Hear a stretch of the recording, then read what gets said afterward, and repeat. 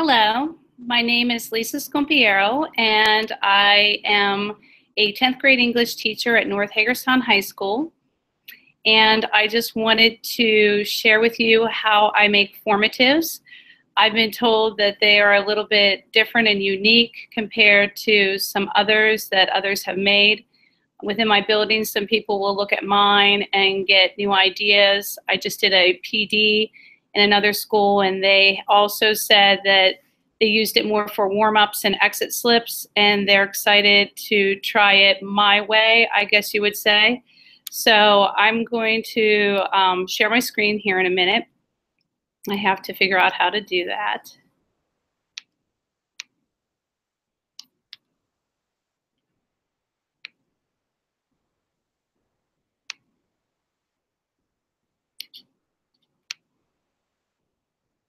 And I'm hoping where you're seeing the screen, Nicole's going to let me know whether or not we can see the screen here in a minute. This would be the formative, the Google shortened URL at the bottom that you could go to and actually have this presentation to look at on your own. I will be sharing 3 formatives that you'll be able to clone and use it for your repertoire.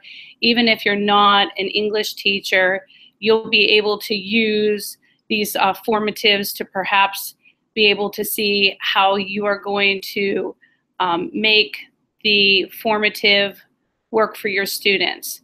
So with a style and purpose, I was talking about how we want formatives, or I want formatives, to look a little bit more complex.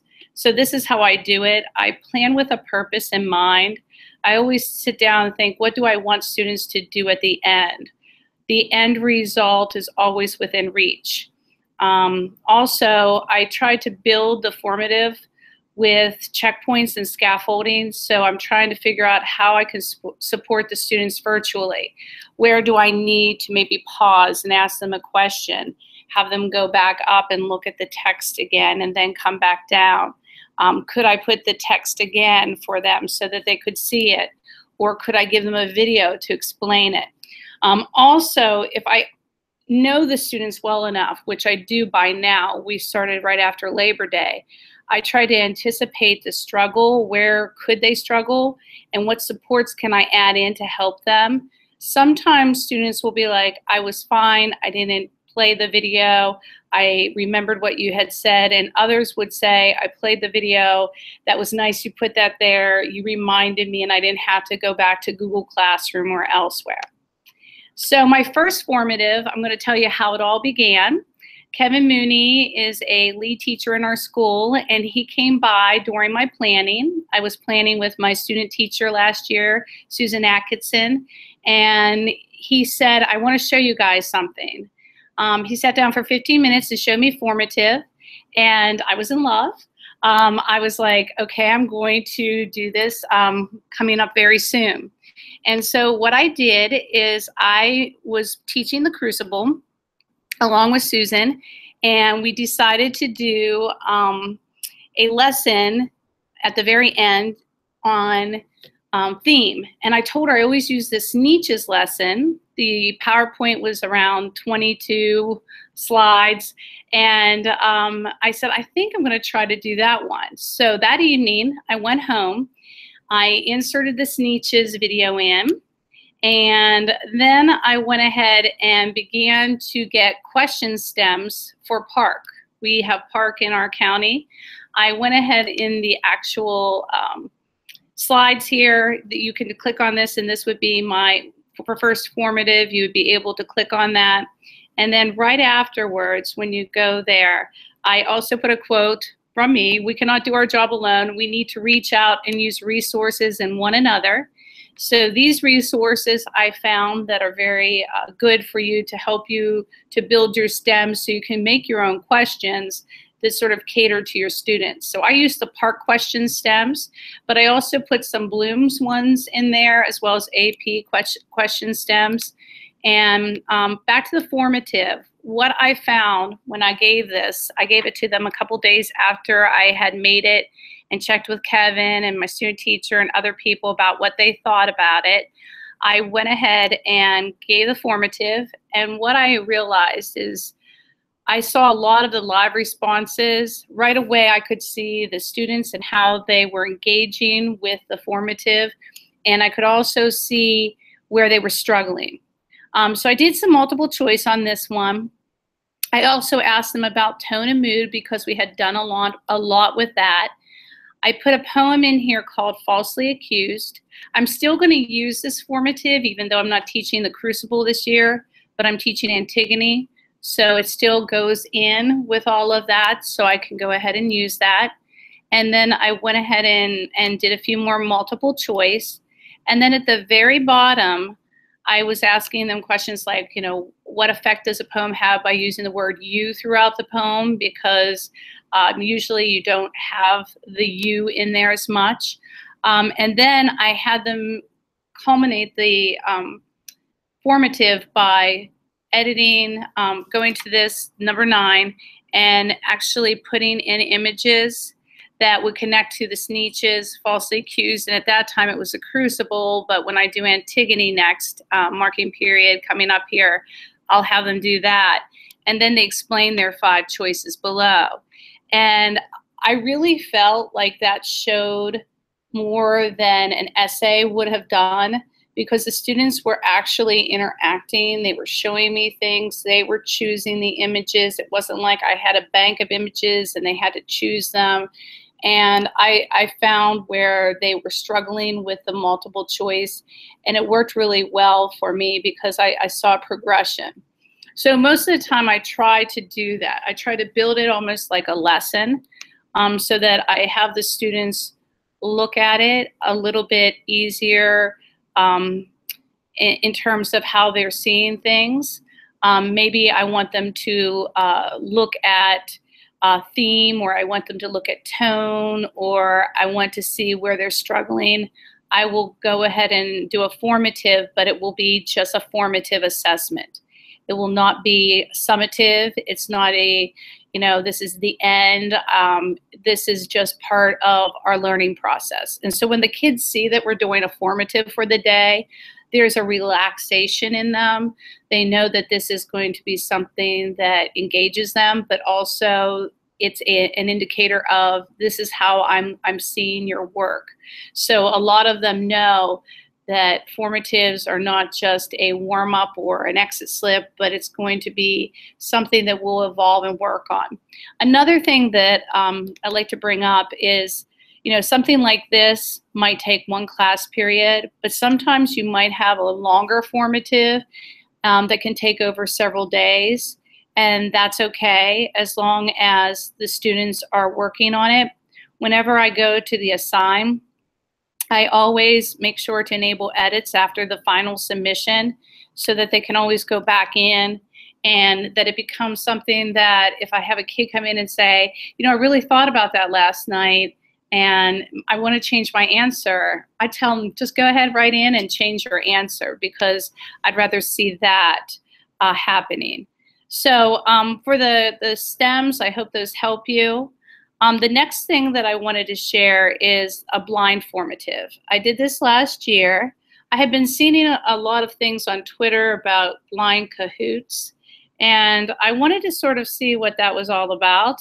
And basically, with a blind formative, you do the same thing. So I'll show you my blind formative. We were doing the Crucible. No, we were doing Great Gatsby. And we were in the middle of testing. The kids were very down on just doing work in general, but we were trying to trudge through the Great Gatsby, and I was trying to make it light and airy for them. I was doing a lot of formatives, a lot of games, you know, just trying to make it fun. And I knew Chapter 7 was coming up, and Chapter 7 is the longest chapter ever, but it is very engaging once you get into it. But it's hard for you to get into it if you don't know what is going to come up next.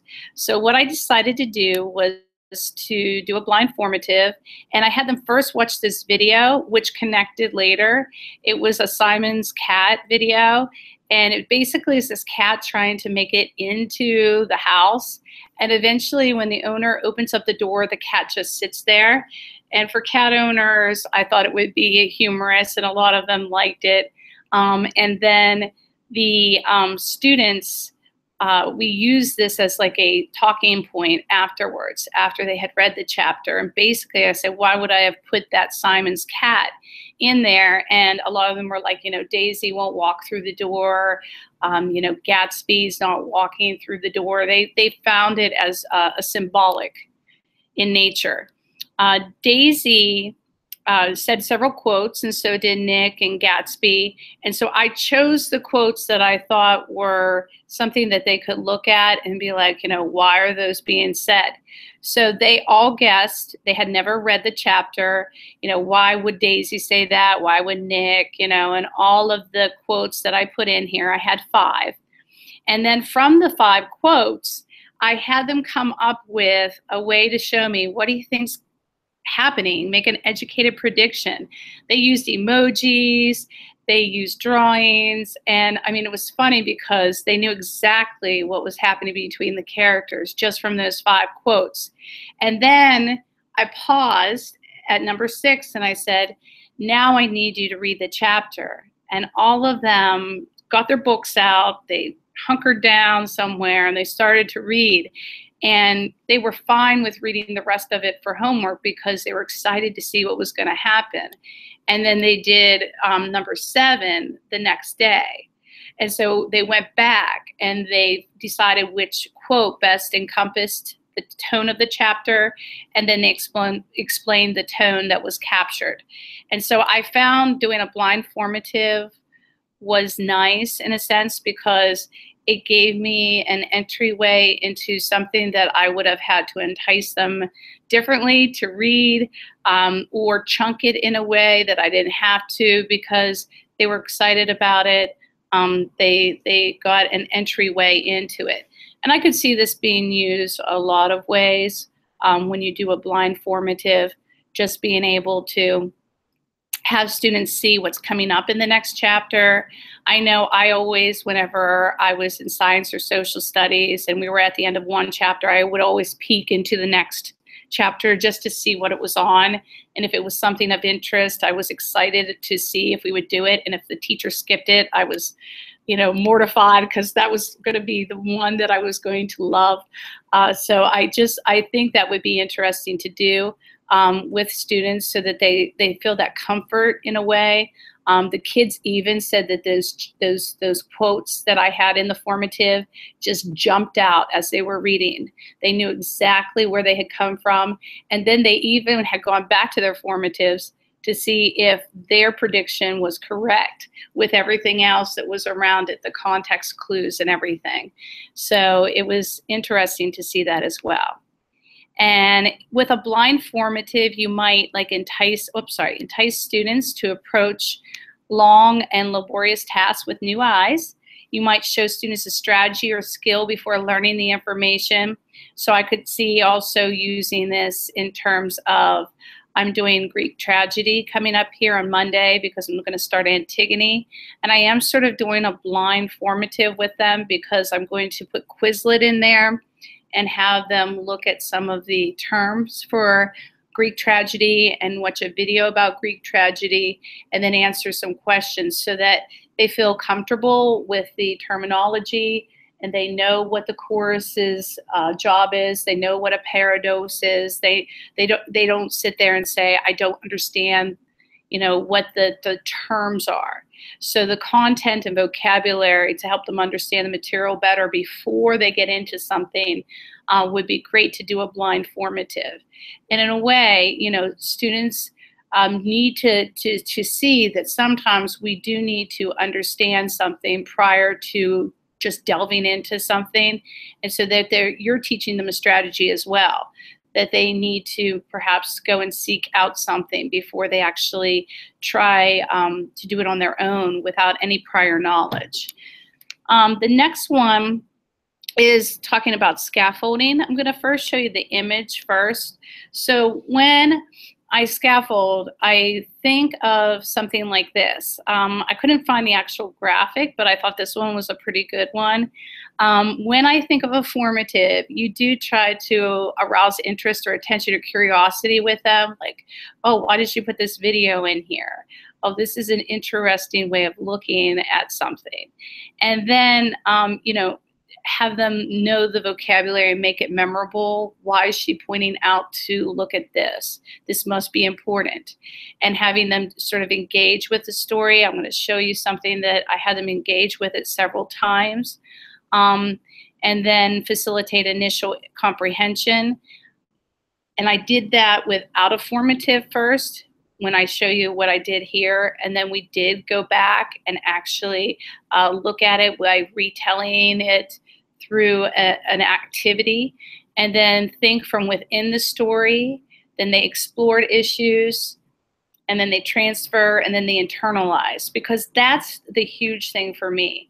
If my students can internalize what I'm teaching to them so that they can use it for their knowledge, their repertoire of things that they know that they could talk about, as well as just knowing that they can talk about the world itself and have like a good knowledge base of things that they remember from school, it may help them in the future. And then for this one, which was under the scaffolding, I did a poem called Rain. And I chose this one for several reasons. We had just started school. It was September. It was raining a lot. But I also chose it because I felt it had some depth to it. So I wanted the students, they had not gotten their iPads yet. We're a one-to-one district, and I needed some things to do that were meaty before we got the iPads.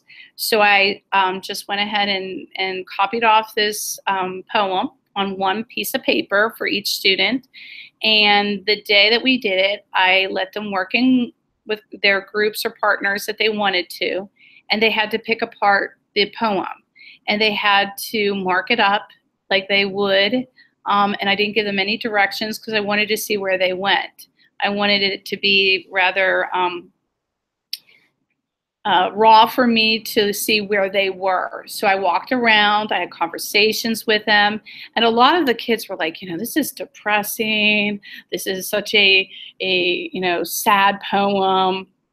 And they kept on coming back to the rain, the memories, her talking about ghosts, all of that. They just kept on just pointing out everything, and they were looking at the words, and they really picked it apart for a good amount of time. I went ahead and I collected those, and I kept them. And then the day that we went and got our iPads, the day after that, this was the activity that we did. And it might have been that they hadn't seen the poem for about 5 days.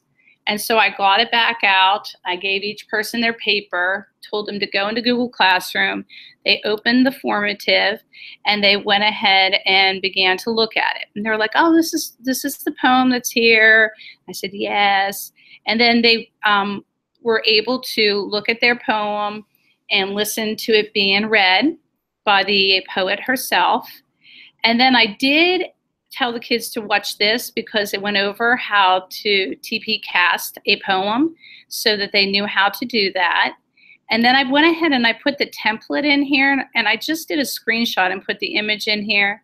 And then I added the numbers so that they can go ahead and answer it just like they would on the graphic organizer. And so I felt like I was doing that scaffolding for them. I was bringing it up for them each time to sort of see where they needed to go. And what I was loving to see during this is the students were looking back at those papers, and they were like, wow, I did talk about connotation. I was circling certain words, and I was putting down, like, you know, what what it was doing to me, like it was making me sad or it was lonely or it was angry. I was talking about, you know, the shifts between the poem. I was talking about theme, but I didn't know I was talking about it. So the conversations I heard while taking the formative were interesting as well. And then afterwards, I had them do that transfer. If you go back and you look, I was having them transfer, explore issues, and internalize what this all means. So I do have a couple students that are from El Salvador. I did not know that when I was planning this prior to the school year starting. I had just chosen that. But I had the graphic to show them about how much rain is actually in El Salvador so that they could sort of see the rainfall and how it's in there. And I wanted them to decide, like, how is that important to the poem? Once they realized that, then the rain became more of a common thing to the poet and not such a sad thing. And so they started to see that maybe it wasn't as sad as they had thought. And then they went and they actually went out onto Google and they looked for facts about El Salvador that might have helped them understand the poem better. And just to go back up to the poem, a lot of them did hone in on the ghost. And they found out about the culture and their beliefs in, you know, the family members passing. They did go back and talk about how they, the different ways of the words that she used. And they talked about what those could be. And they really got very deep with what they had found. And it was a very nice thing to see because I was able to like really look at them and really be able to see the growth and the depth that they did. A lot of the students really liked this because, you know, they were able to revisit something that they had just done for an activity just to see where they were. But they didn't feel, again, that they were being judged or put on a stage where they had to like produce something that was beautiful. They were just working through the process and trying to show like what they understood. And so I really liked this formative because it gave me a way of gauging where they were, but also seeing the kids. And I was even walking around with a clipboard every period and walking down the, you know, walking around my room and writing words like resilient, perseveres, tries again. You know, like I was pegging the kids for what they could literally do at that moment. And then going back to the formative and viewing the live responses and being able to sit there and say, okay, this student is very literal. This one is figurative. They can think outside the box. And those are things that, you know, I'm looking for as a teacher. And I'm hoping that they will be able then to transfer that into what they're thinking later on. Because I think even though this is something that is a scaffolding through a story and drama, it's also a scaffolding through life. We want to continue to have interests. We want to continue to look at everything that's happening around us and be able to pick out what's important and to internalize those moments that we need to look at. So I really liked the idea of scaffolding a formative that way because it helped me sort of understand where the kids are going, but also where I need to go with them afterward. So I am going to look at and see if there's any questions out there. Also, you can find me on Twitter with that handle there, as well as my email address. I also have a QR code here that if you would use it, you could get to a moderated Flipgrid. I would then be able to answer your question right away because it would come to my email and I would be able to do that.